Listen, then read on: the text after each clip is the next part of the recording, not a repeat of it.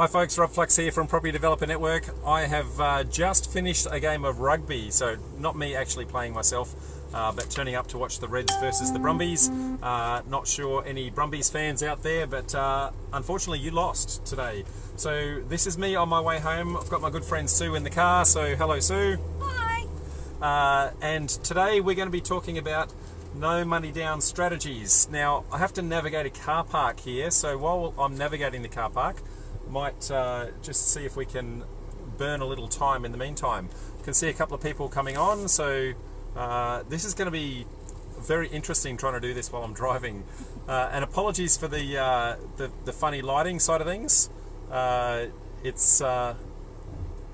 This is going to be very challenging to do while I drive, so I'm not sure if I'm going to actually be able to read any questions at all through the way. Rugby was good. Reds had a win against the Brumbies. Reds have had a couple of bad seasons lately, so I guess getting any win at all is always a good thing. So I am now out of the car park. Thank you, mate. And we're on our way. So today's topic, no money down strategies. So if you've got any questions at all with regards to no money down strategies, please type them in the questions and I'll do whatever I can to say hello. I can see a few people coming on, so Tim, Ashish, Alex, Matt, and a few more, so welcome all. How are you? No money down strategies, this is really where we start the process. Most of us, I guess, tend to start when we've got nothing in the kitty to start with. So how do we actually get into deals? How do we build some cash in the kitty whilst we're trying to build some momentum? I guess there's 5 different ways that I've got that I'm going to walk through today. Hi Noel, how are you, mate? 5 ways I'm going to talk to you today.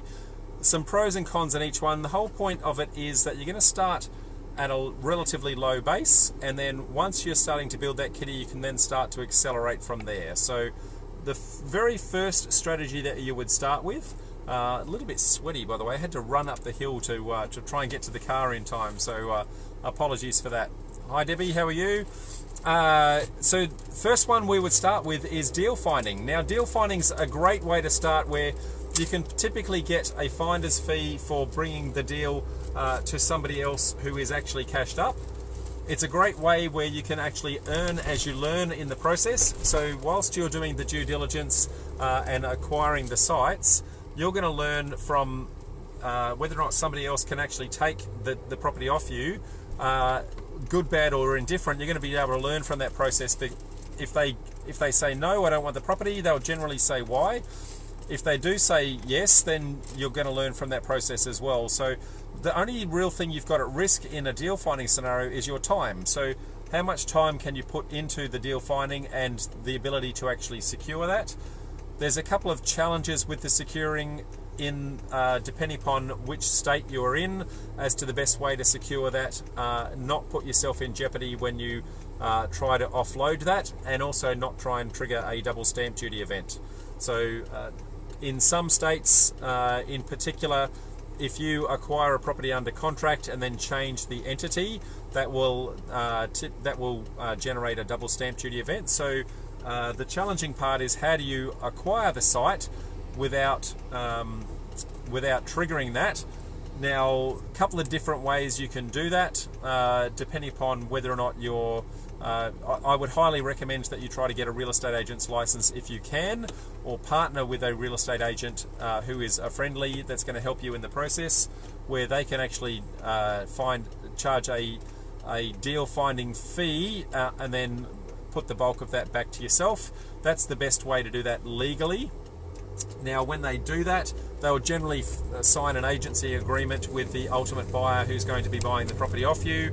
That ultimate agreement will then determine what that finder's fee is, and then share the comms with you in that regard. Now, to get an agent's license is actually relatively easy if you're wanting to do that for yourself. It's a 3-day or a 5-day course, depending upon whether or not you want to be working for someone else or whether or not you want to be working for yourself along the way. The other thing that you could do is acquire it under what they call a rescission clause. So a rescission clause is the ability for you to tear up the original contract, and when you tear up that contract, you can reinstate the contract with an alternate contract under a different name. Now, technically, that actually does trigger it will either trigger a double stamp duty event if it goes into somebody that is not yourself. So you're not allowed to financially benefit from the process, either directly or indirectly. Whilst that's the legal status, many people actually do that because it's very difficult to actually get caught in the process. Now, I don't condone that. I'm just letting you know what your obligations are and what the likelihood of getting caught is, and then it's I guess you be aware yourself as to how that's going to sit. Now, that deal finding fee typically is going to be somewhere in the vicinity of 1 to 2% of the purchase price of the property. Quite glary here, so try and hide from that.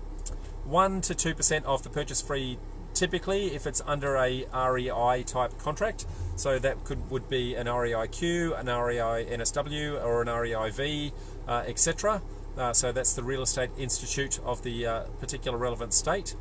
Alternatively, if you're able to acquire it under an option, which I'll talk to in a little bit time, then I guess there's no real limit to what you can actually charge. But about 2% is the norm under an REI type contract. Now, that means it's a standard contract. It means that all of the typical standard contract clauses apply. There's a number of people who will actually try to negotiate the property and not sign the contract with a view to trying to get the ultimate buyer to be the only person that signs. The challenge there, if you do that, is that the ultimate buyer can potentially go around you. So it's a little bit dangerous. You may have negotiated those terms, but if you reveal too much, then you're putting yourself at jeopardy if somebody else has actually... we didn't crash, but it was very close. Forgot where I was going now. It's kind of taking the wind out of my sails. So you want to make sure that you're protecting yourself so that anyone who you're trying to get as an ultimate buyer is not going to steal that deal from underneath you. So the best way that you can actually do that is make sure you've actually got a contract on foot. I highly recommend that you have a contract on foot and that you don't try to find that ultimate buyer when you don't have that contract in place, because that's just a recipe for disaster. So that is deal finding. No doubt there's going to be a few questions in and around deal finding along the way.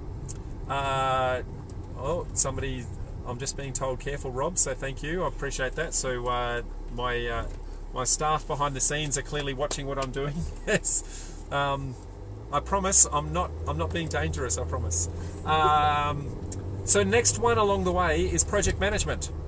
So in order to make money when you've got none, is being able to project manage somebody else's deal. Now, there's a couple of different ways that you can do that. So firstly, you might find a vendor who has a deal or has a property that is developable, and you may approach them and say that you would run that deal on their behalf and actually get a project management fee along the way for that. Alternatively, you could find someone like myself who's running multiple deals at a time, and maybe I'm a little bit too busy, maybe the other developer is a little bit too busy, and they may want to offload some of the day-to-day running around to someone like, for example, I might do the high-level thinking, but I need someone to do the day-to-day running around. So that is an option in that process.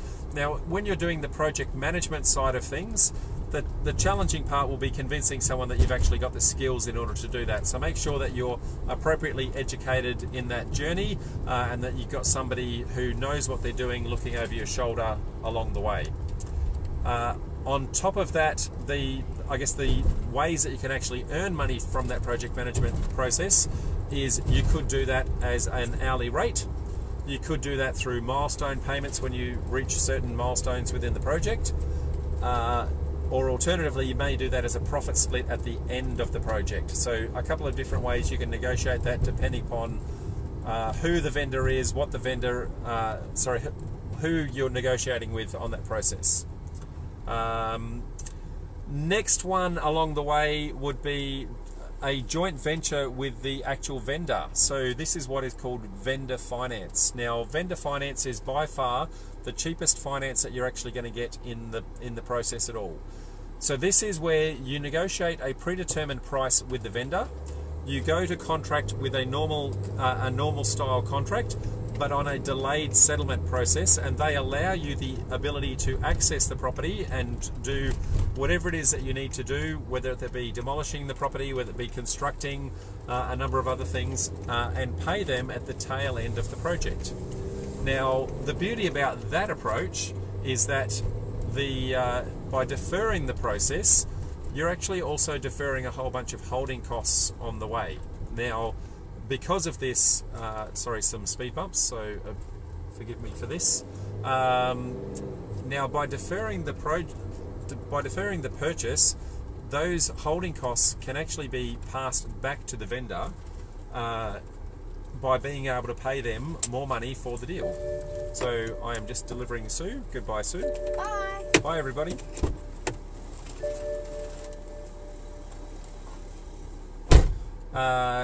Now, for example, if you are able to negotiate a 2-year delayed settlement process, then that's 2 years where you're not funding rates, that's 2 years where you're not funding land tax, there's 2 years where you're not funding interest payments on the project and a whole bunch of other things. So by being able to push that to the tail end, that can actually make a deal very profitable and especially assist you very much in the cash flow perspective.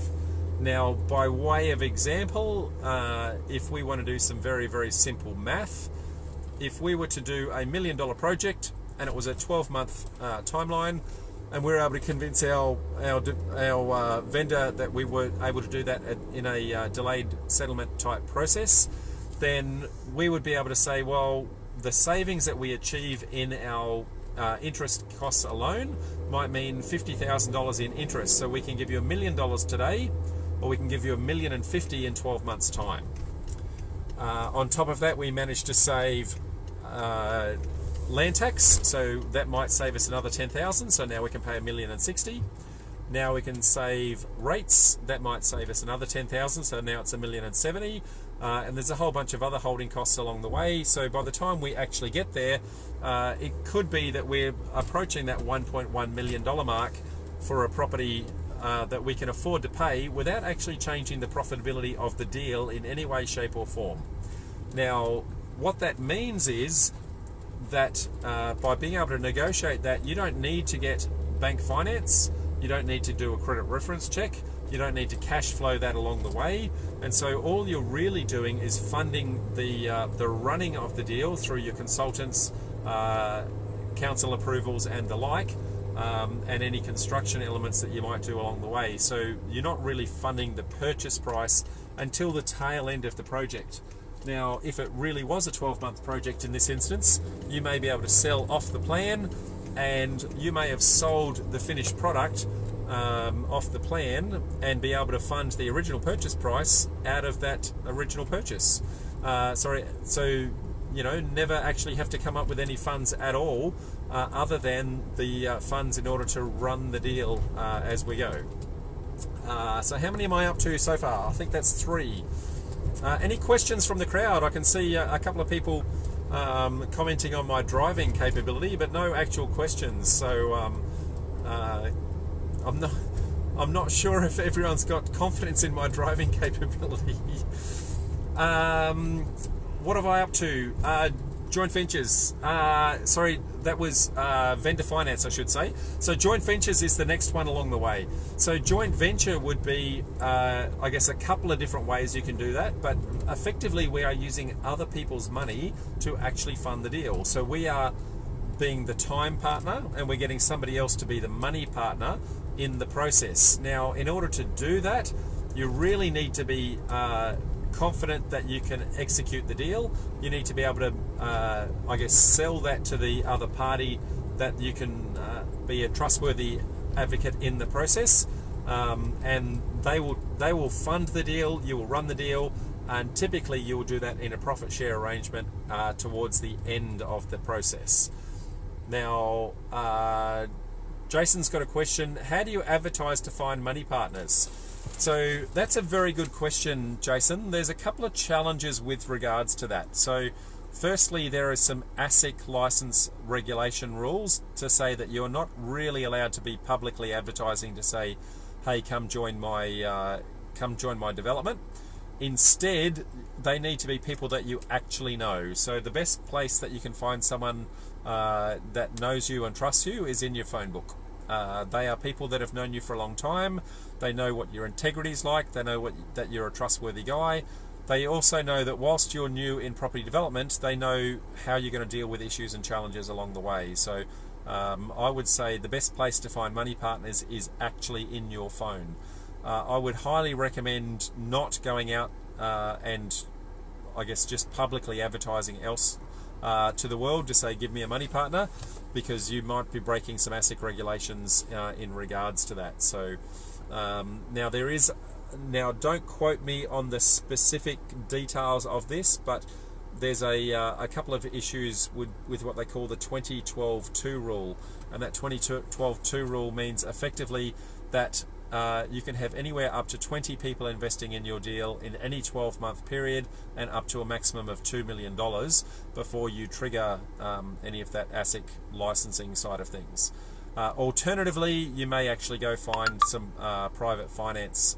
There are development finance people that will actually help fund that. So hopefully, Jason, that answers your question. Where am I up to? I'm trying to think how many I've done already. So I think that's 4 so far. I'm trying to think which one I've missed. So I've done deal finding, I've done joint ventures, I've done, I'm having a brain fade. I've done vendor finance. I genuinely am having a brain fade. So I'm gonna push that out to the crowd whilst I'm thinking about what that final one is. And I think this is the challenge with actually trying to drive while I'm talking. So any questions from the audience? I know that there's always anywhere up to a minute between me asking the question and somebody actually responding. So this is your chance, folks, to ask any questions. So Noel says number 5. Yes, Joel, I recognise I'm up to number 5, but I can't remember what number 5 is while I'm driving, mate. So and having to concentrate going around a corner.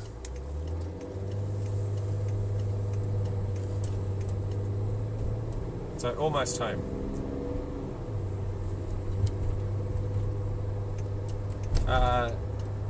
Oh, sorry, the final one is options. Yes, Ashish, very good. Thank you for reminding me. Final one is options contracts. We actually had option contracts as a topic last month, so I will touch on it again, but for anyone wanting the full details of that, last month's live was really the way to do that. Now, options contract are effectively, I guess the legal definition is right, but not the obligation to purchase a property at a predetermined price at some point in the future. Now, I'll say that again, it's the right, but not the obligation to purchase a property at a predetermined price at some point in the future. What it allows you to actually do is to control the property for a period of time rather than purchasing it, and whilst you have control of the property, you can then use the process to actually put a development application in place, and typically they won't allow you to actually construct unless you actually settle. So most people who do an option will eventually have to either purchase or flick that on to a second person, being the ultimate buyer towards the tail end of the process. So Noel's got a question. So does the rescission clause operate in all states? The answer is yes, it does, Noel. There's 2 ways that you can actually do rescission. So one is you can actually request the other side to do that at any point in the process. They are under no obligation to actually honour that request, but they may do. And effectively what it does is it allows you to tear up the original contract, reinstate an identical contract with all of the original conditions still in place, all the original timelines still having been met, and just put a different entity in place. So you can request that at any point. What I like to do is actually install that as one of my special conditions right up front to say that it's something that I may actually ask for. So I have a special condition that actually defines that should I request a rescission, they must accept it. And my wording around that is in and around the fact that I'm not 100% sure what the entity is that I need this to be purchased in, and as such I reserve my right to be able to reinstate that in a different entity should that occur. Now, as I said, with rescission clauses, that may, in some instances, you're not allowed to actually financially benefit from that directly. I know a number of people that get around that by being able to have side agreements that say consulting fees or things like that in order to trigger the finder's fee. Hi Jim, I can see you've just jumped on board, mate. Long time no see. Jason says, can you use non-disclosure agreements to stop vendors or developers from taking and giving you more time to do DD? So Jason, you can absolutely put a non-disclosure agreement in place. The reality is that an NDA isn't really worth the paper it's written on. It's really a nice way of trying to get people who are genuinely honest in nature to qualify themselves. But anyone who's unscrupulous can and will go around an NDA. It's very difficult to fight, very expensive to fight. My guidance would be to not be reliant on an NDA. Anyone who comes to me and says, hey, I've got a deal secured, please sign an NDA, I know up front right away that they do not have it under contract and they do not have control. And the challenge there is that whilst they might be having upfront conversations with me, somebody may come in and around them and steal them underneath the covers, even though they've pre-negotiated those terms. So, hi Gail, I can see you've just jumped on. Welcome aboard. Any other questions out there? Hopefully that answers your question, Jason, and equally that answers Ashish's question before. So, sorry, I missed a question from Ashish, sorry. Isn't it better to deal with private money lenders rather than JV for money partners? No, Ashish, I'm going to say there's pros and cons to both. A private money lender, they're going to be still looking at the deal, I guess, under the context of the capabilities of the deal. They're going to be wanting typically they're going to want a fixed return for that. Now, by wanting a fixed return, they're guaranteeing what their profit in the deal is, but you're taking all of the risk. Whereas a JV money partner will actually share that risk with you. So they will share the losses and they'll also share the wins. So if you've got a lot of experience, you've got a number of runs on the board, you're very good at actually assessing your deals, and you think you're onto a cracker, then absolutely you might want to take the private money with that fixed return. But if you're early in the process, you're still trying to learn, JV money partners are able to share that risk with you along the way. So hopefully that helps from that regard. Now I'm parked in my driveway at home, so I'm happy to sit here for as long as it takes and not disturb everyone. Any questions from the crowd? Mindful that this has a little bit of a lag between my questions and them popping through, so I'm just going to scroll back and see what I've missed. Siobhan's got a question that I've missed. Hi Rob, vendor finance, to use standard contract of sale with an extended settlement period. Any other contract clauses to include? So good question, Siobhan. So yes, it's typically a standard contract with a delayed settlement. The conditions that I normally ask for is the ability to lodge a DA and the ability to enter the site and start construction as and where required. I'll typically go through and list those construction elements that I might be wanting to do. So if I have to demolish the house, if I have to install some civils, new fence lines, all of those sorts of things, I'll typically try to document those as much as possible so they actually know what they're in for when they're signing up for it. So Clayton's got a question. Hi Rob, I have an opportunity to buy an off-market property, asking price $900,000. If I were to offer the vendor 12 to 18 months term and have access to the site, that strategy would work. I never thought like that Does have the funds to develop but not the funds to buy the site? This would work well. Thank you. You're welcome, Clayton. So I guess the beauty about that is not only do you effectively defer your purchase price, Clayton, but you also allows the limited funds that you have got to potentially run a second deal. Now, if I use that example that I used before, your profitability in the deal doesn't actually change. Instead, all you're doing is deferring those costs. Instead of giving it to one of the big four banks, or giving it to the Office of State Revenue, or giving it to the council, you're really just giving it back to the vendor. So your profitability doesn't actually change, and it's whether or not that vendor is motivated by money, or whether or not they're going to be impacted by time. So sometimes you're going to find that the vendor is motivated by certainty. They want certainty. They want to know that they've got their money, that they're in and out of the deal very quick. And other times they're motivated by money. So I guess the key part to that negotiation is understand what is their driver and try to work to whatever their driver is in that process.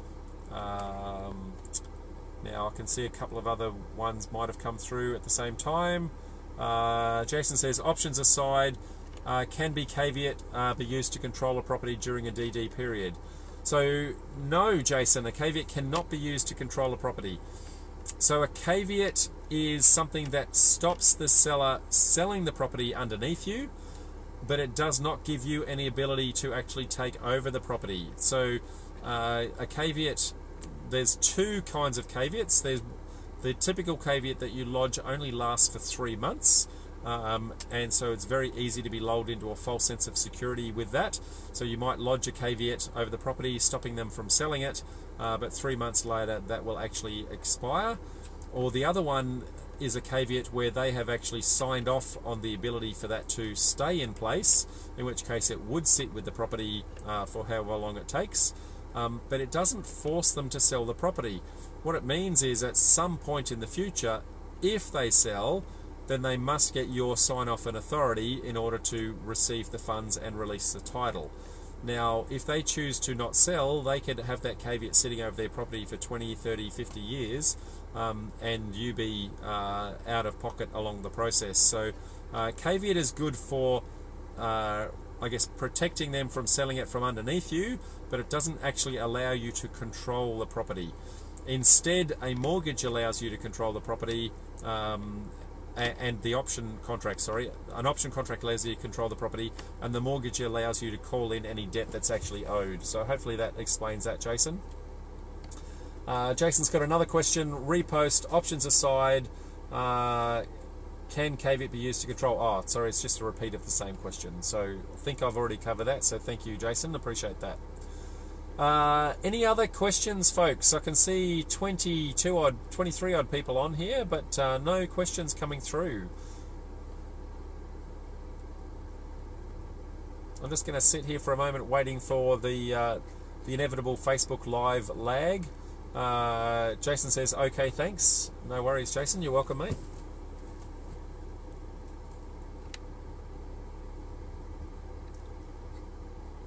No other questions coming through?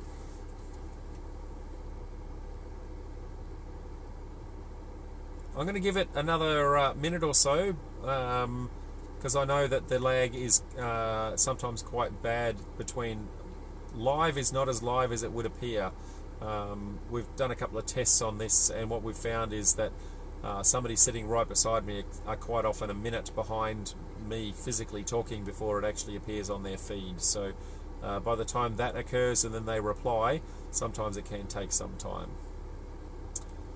Steve, hey Steve, how are you, mate? G'day Rob, joined just a few minutes ago. I'm particularly interested in finding money partners.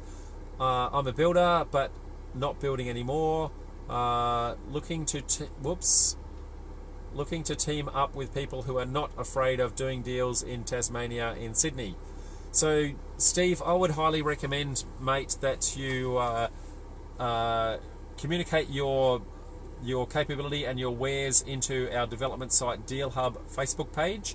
Let people know that you're in there. That's the right place to go and actually try and target people who are looking to partner in those sorts of regards. Alternatively, I can introduce you to I guess, private money funders who actually have funds that are AFSL licensed. So I mentioned before that 2012-2 rule.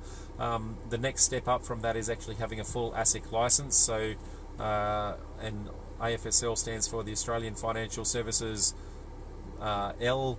Not sure what the L stands for, but I've got some AFSL licensed people who collect a bunch of money from private lenders and then look at individual deals. So happy to pass that on, Steve. Clayton says, thanks Rob, good information. Noel says, if a caveat lasts 3 months, can it be relodged on the property? So yes, it can, Noel, but it can be deemed frivolous if you don't have the sign-off from the owners of the property. So it's up to the individual titles office in each state as to how they actually deem that to be the case. You can't just keep lodging over and over and over. You need to be able to have a valid claim and justification for that claim in order to do that. So I guess whilst it's defendable, it's very easy for them to then challenge that in court and have that knocked over, and then the titles office won't allow you to lodge anymore. So Ashish has got a comment, says, just a comment, the quality of new psychology course on the website is quite nice compared to the previous ones. Thanks Ashish, appreciate that. We've gone to a lot of effort with our recent versions of the course, with our videography and cinematography, to make sure that we've actually covered that from multiple camera angles, that we get much more professional recordings of those, so that the people re-watching those can actually benefit from that. Makes it a little bit easier to watch. Steve says, I've spent copious amounts of time putting together an IM and feasibility studies and believe we have decent sites. Look forward to taking you up on the offer. Posting the deal on the other page. Many thanks. You're welcome, Steve. Appreciate that. Noel says, thank you. Gail says, a permanent caveat upheld by federal court judgment after 3 months. Not quite sure the question, Gail, but let me rephrase what I think you're asking. So basically a standard everyday caveat only lasts for 3 months and then it automatically expires. If you have the consent of the owner to actually lodge a caveat, then it will actually stay on title, I guess, until you actually release that. So you need that owner to actually release that, sign that off up front. That would be part of your negotiation process when you're going in to lodge. Jason said, you mentioned before how someone seeking a finder's fee can get around the grey area of ASIC, sticking their noise. I'm going to say nose in. Could you mention this again or email me? How someone seeking a finder's fee can avoid the grey area of ASIC. So the grey area of ASIC, I'll rephrase, you're not allowed to publicly advertise looking for finders. So that there's a difference between finder's fee and investors in your deal, Jason. I think you might be slightly mixing up those two. So an investor in your deal, you're not allowed to just blatantly advertise to the world seeking investors unless you are actually a licensed fund, or you've put together an information memorandum that has been appropriately signed off and passed by ASIC. If you have not done that, then you're not allowed to publicly advertise. That said, it's a little bit loose in the fact that you can only communicate with people that you know. So when you're in a community that is in the know of wanting to invest in deals, such as the development site Deal Hub, that gets a little bit grey, and I think is the nice area that you want to be playing in. So everyone in there is looking for that sort of deal, so I think that's exactly where you want to play. So Carmel's watching. Hi Carmel, welcome aboard. And Gail says that's the statement. So thank you, Gail, appreciate that. So again, no questions sitting in the queue, folks. So Jason says, oh yes, I got that mixed up. No problem, mate, anytime at all. So any other questions in and around no money down deals, guys? The whole point of no money down, I guess, is the fact that many of you are starting with nothing. You can actually still make money so long as you, over those 5 ways that I've gone over, the common theme between them is the ability to control the property and not own it. Okay, Now, by controlling it, it allows you the ability to use time to your advantage and force the value in some way, shape or form onto the process. So deal finding, the value that you've forced onto it is the ability that you have spent your time to find and negotiate that deal, and so the ultimate buyer is willing to pay a premium for that. The vendor finance side of things, your ability to actually force value onto the process by deferring the purchase, and you add that value back to the tail end to the owner. Money partners, you're forcing value onto the process and sharing the profits with them. And options contracts, you're using that time to control it and add the DA. So all of them are all controlling the property in some way, shape or form. I just saw Jeff jump on. Hi Jeff, how are you? Clayton said, so just to clarify with options, we must have the option in place before we speak with the ultimate buyer to avoid having a deal stolen from under us. So Clayton, I would say irrespective of whether it's an option contract, whether it's an REI type contract, or a JV or anything like that, I would highly recommend that you have it under contract and signed, not just negotiated with the other side, before you go and try and communicate that with someone else. Now, obviously that can actually be quite daunting in some instances and sometimes even not easily achievable, but you run the risk of somebody, once they understand the site, once they understand you've shared with them the address, you've shared with them the profit of the deal, there is nothing stopping them going around you if you don't actually have that control. So again, I highly recommend you have that. Simon, hi Simon, welcome aboard mate. A little bit late in the live, but I'm sure you can watch the replay. Siobhan says, hey Rob, came in a bit late, so you may have already answered this, but what's the standard finder's fee these days? Is it a percentage of the sale price or a fixed fee? What would you expect to charge? So it ranges from 1 to 2%, Siobhan, and that is of the purchase price of the property, so not of the projected profit. 1 to 2% of the purchase price, depending upon how skinny the deal is, what terms you've negotiated, and a few things like that. Some people will actually attempt to do a fixed return on those, and that's the case. If you've managed to negotiate a super profitable deal, then you might be able to haggle a little bit more out of the deal, but you want to make sure that you're leaving money on the table for the next guy, because if you're not leaving money on the table for the next guy, then they won't take the deal off your hands. That's probably the best advice that I can give you.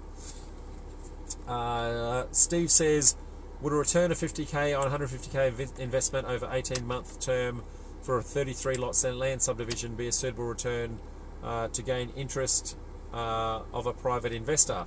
Not sure where the numbers are in the current market. So if it's a private investor versus a money partner, and that's a very subtle definition difference there, Steve, so I'll just touch on that. So a private investor is typically looking for a percentage return. So they would be looking for anywhere between 8 and 30% return, and yes, I did say 30, depending upon the level of risk, the amount of security in the deal, your experience in the project, whether or not they're first mortgage, second mortgage, caveat or unsecured, and a whole bunch of other things. Whereas a private investor is probably looking more for a profit split. Private investor is somebody who is going to take an equity position in your deal and share that profit. They're sharing the risks, so they're going to share the reward. So and that, depending upon how much they're putting into the deal, if they're funding the entire deal, then they may get anywhere up to 50% off the deal. If they're only sharing a percentage, that might be a little bit less. So Ashish asks, what's the minimum price that you would use to get the property under contract whilst you're looking at ultimate buyers? What's the minimum price that you would use? So I think what you mean, Ashish, is a minimum deposit rather than minimum price. I think the minimum deposit is really down to your ability to negotiate. Now, I typically go in with a $10,000 offer for my deposits, It's enough to be substantial, but not enough to be something that's going to impact my cash flow massively. So they can see that I actually mean business, that I'm actually there to do a deal. And quite often they'll ask for anywhere up to 10 or even 20% deposit. And I'm able to argue back to them and to say, well, my true deposit is not the cash that I'm putting into the trust account, but my true deposit is the amount of money that I'm putting into the development process, which the DA, should it come through, actually belongs to the land. So I try to use that as my negotiation. Noel says, great session. Thanks, Rob. You're welcome, mate. Ashish says, if I'm looking at multiple sites to flick, might not have the deposit for other properties to put it under contract.